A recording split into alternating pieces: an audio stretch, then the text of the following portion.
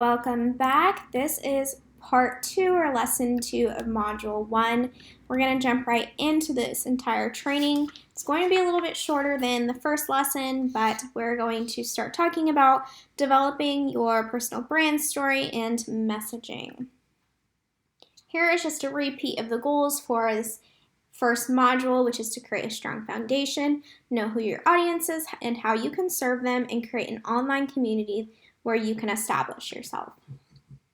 So today we're going to talk about personal branding, and this first section is about creating your personal brand story.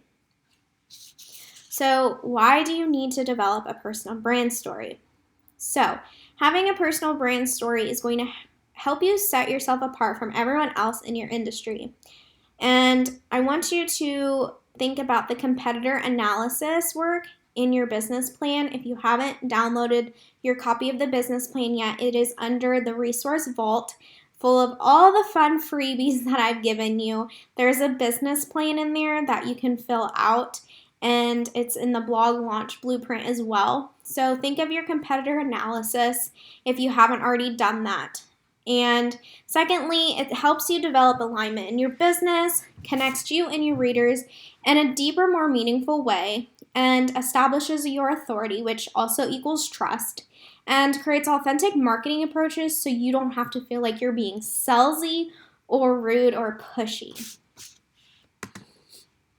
Excuse me. So how are we going to develop your brand story? So there's 4 stages to your brand story. First is where you've been, which is the struggle. The second is where you're currently at now, which is the present.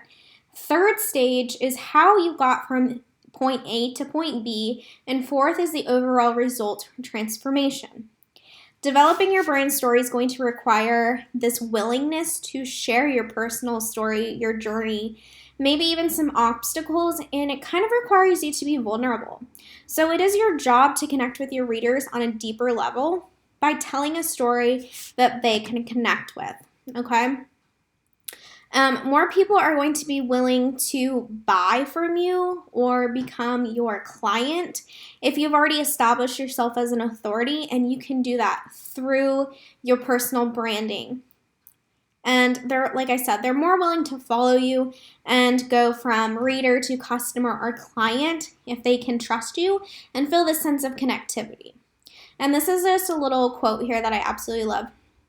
Developing your brand story requires the willingness to share your personal stories, obstacles, and being vulnerable, which I've already stated. Okay, so that leads me to the second section, and that is your brand messaging.